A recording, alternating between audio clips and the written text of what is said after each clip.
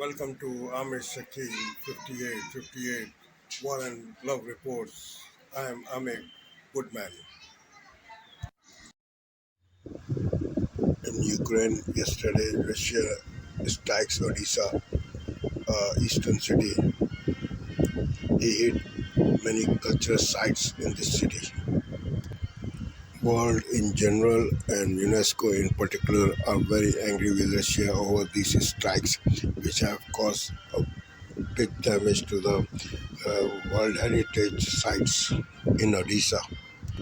Russia is striking Odessa every day for last 5 days since he pulled out from the grain deal, and also the attack on Kerch pool which connect Crimea with the Russia. Mr. Putin said that he will take revenge for the attack on Kerch people, the Kerch bridge which connect the Crimea to the Russia. Russia did not attack Odessa for last 1 year, but after the attack on Kerch Bridge by Ukraine drones, is attacking Odessa every day for last 5 days. Civilians are killed in this attack, and also the World Heritage sites, the historical site, also damaged. The United Nations is not happy with that. Russia attacked in the night, and yesterday he damaged the 25 historical sites. According to Ukraine authorities, one fatality was reported. President Zelensky of Ukraine wants more air defense elements. In fact, he is asking for complete air defense shield to get protection from Russian air strikes. Mr. Zelensky says that air defense is the only answer for the Russian attack. Those air defense will kill the Russian ambitions. Many other Ukraine officials also agree with Mr. Zelensky opinion regarding the air defense system. Defense Minister of Ukraine said that the F-16 jet fighters of American origin will be the final answer for the Russian attack. Those planes will get Ukraine a victory over Russia. Defense Minister says Ukrainians are taking training of these jet fighters to operate in a proper manner. The workers who are taking part in this training are pilots, support workers, maintenance technicians, and all with the all equipment which they have to fix or repair. F-16 jet fighters operational training is being provided by Scandinavian countries, and Ukrainians are taking part in that actively. Defense Minister also said that the Ukraine will win this war before next summer, especially with the help of F-16 jet fighters. And in summer, the NATO will request Ukraine to join the NATO. So we will be the member of NATO in next summer.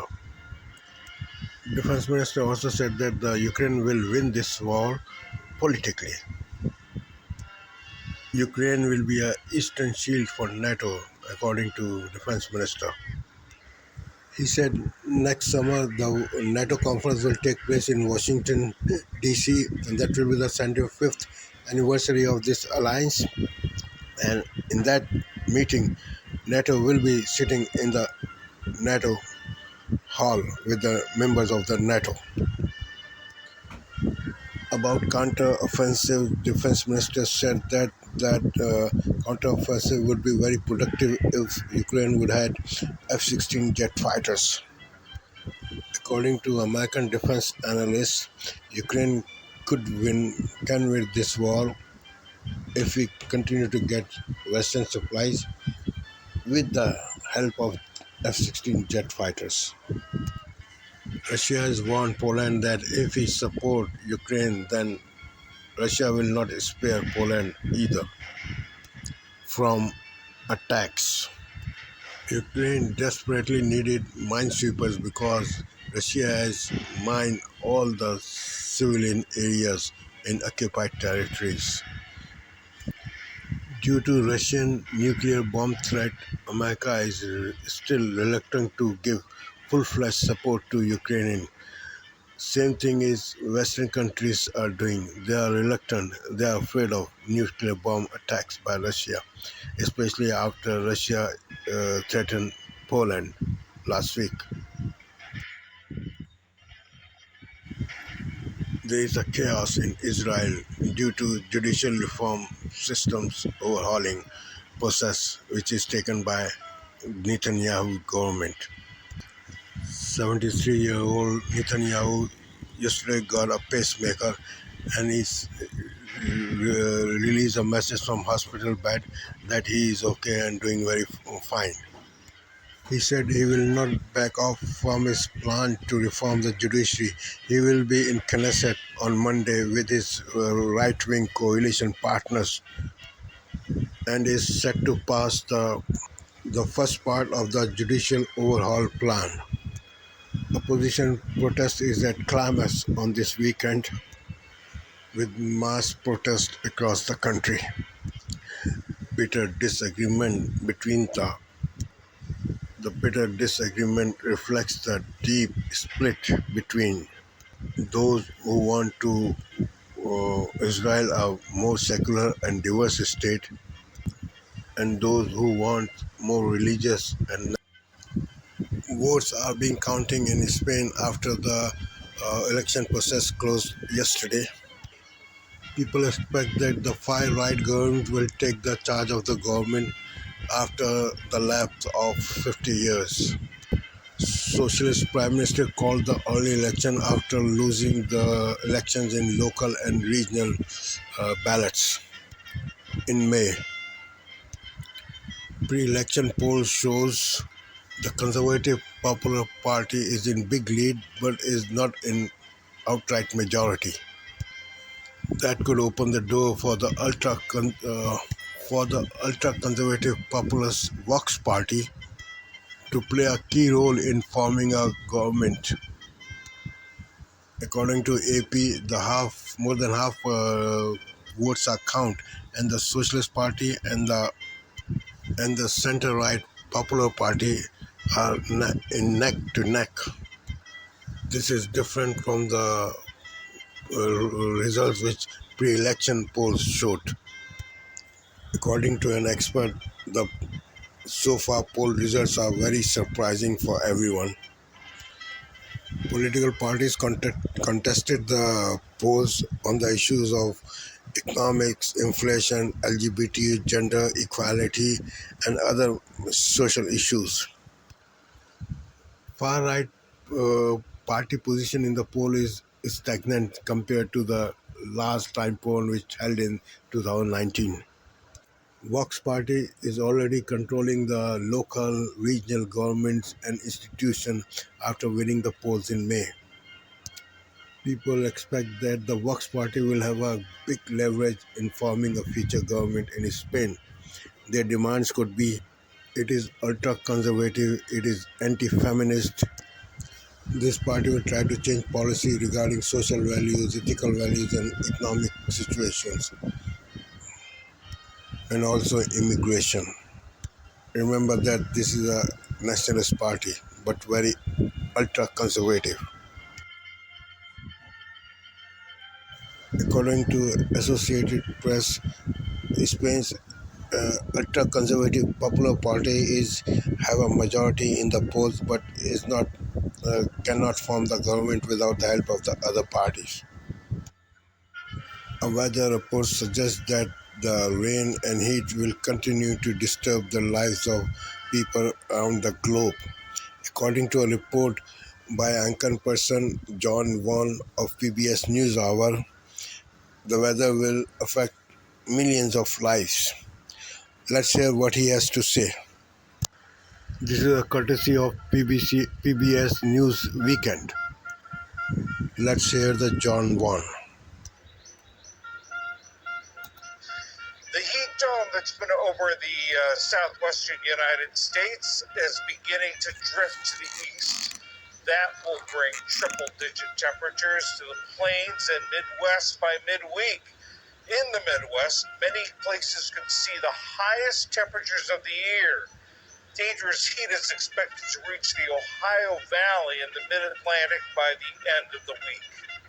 Overseas, the heat is fueling wildfires. On the Greek island of Rhodes, the biggest evacuation effort in the country's history, 19,000 people placed in temporary shelters away from the fast-moving flames. In India, Pakistan, and Afghanistan, heavy monsoon rains caused flash floods. In India, water levels are the highest they've been in 45 years due to the unusually heavy rains. Floods have killed at least 13 people in Pakistan. In Afghanistan, the Taliban reported 31 dead, with dozens more missing.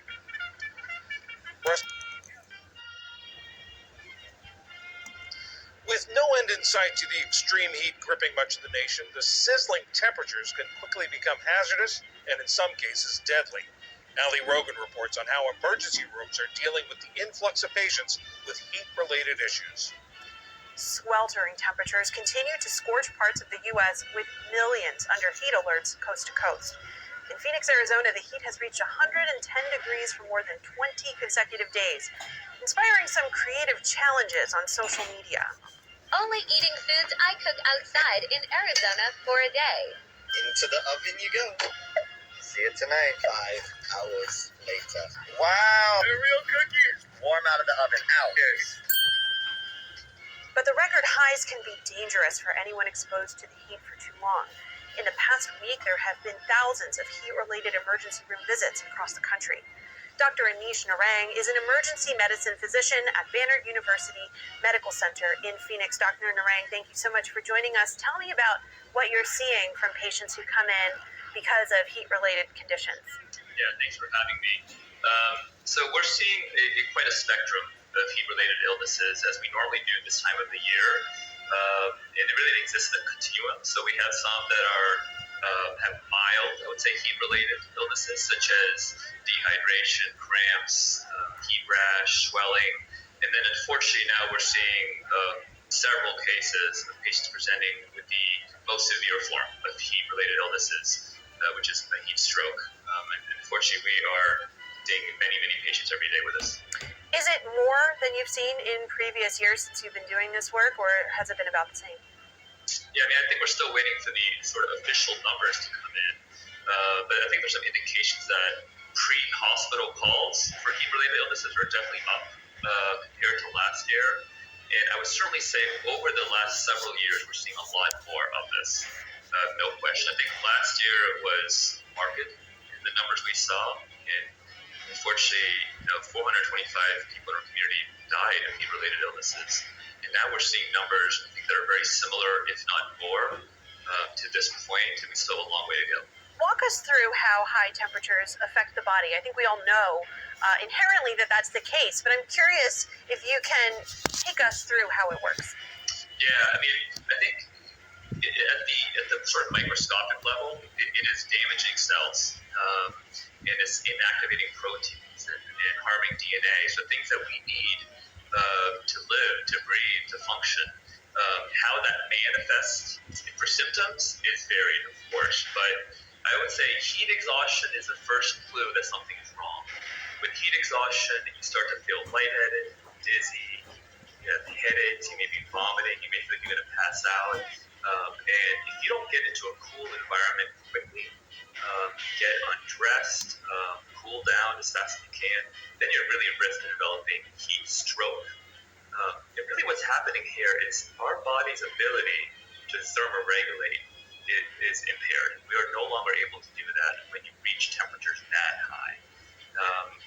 And certainly there's a lot of factors into that. Your ability to sweat, dilating your blood vessels, all those things can help promote heat loss. And now you can't do that when you get to such high temperatures and you can't get help right away.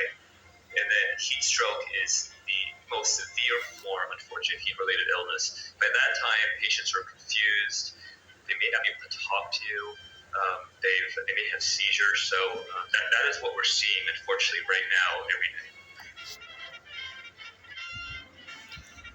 every day. Department of Justice has issued a warning to the state of Texas that they must remove the floating barrier which they have put in the Rio Grande to stop the crossing of Mexican migrants. That is inhumane and that is causing a lot of problem for the water navigation. They have a time until 2 p.m. tomorrow to remove those. Otherwise, the Justice Department will sue the Texas state.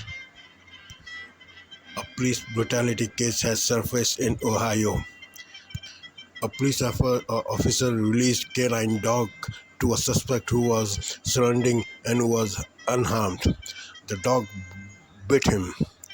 He is getting now first aid. Police officials are saying that that was a wrong step to do for the officer who released the dog. He ignored the instructions of his supervisor who said don't do that. Attorney General is looking into that matter as well as the police department also investigating is this internal problem. In Washington, D.C., a historical moment. Gallaudet University awarded 70 diplomas to the black students who were denied those diplomas about 70 years ago due to the segregation. The university apologizes for its practices during segregation period. The 5 students are still alive who received the diploma. Some states are devising rules for the workers who work outside due to high temperature. On box office, Barbie and Oppenheimer are making a lot of money. A photographer in Colorado is projecting Colorado is a nature-loving state by showing the pictures of nature and natural habitat. It shows a lot of greenery, trees, and the animals. The 7,000 pictures can be downloaded from history.colorado.org. In Manhattan, New York City, lawyers, plaintiffs, and city officials held a news conference following the announcement of city will settle for $13 million with racial justice protesters who were brutalized by the New York City police during the 2020 uprising that followed the murder of George Floyd. According to a lawyer, this settlement is historic, and he was very proud that some kind of justice was given to the 1,400 people who put their bodies in the line against the police brutality. The lawyer also said that he was a city taxpayer and the city police still have officials who have no respect for. I am thankful to all news resources for their continuous cooperation. I am also thankful to the viewers for their privilege of time. Have a good night. I am thankful to all news resources for their continuous cooperation.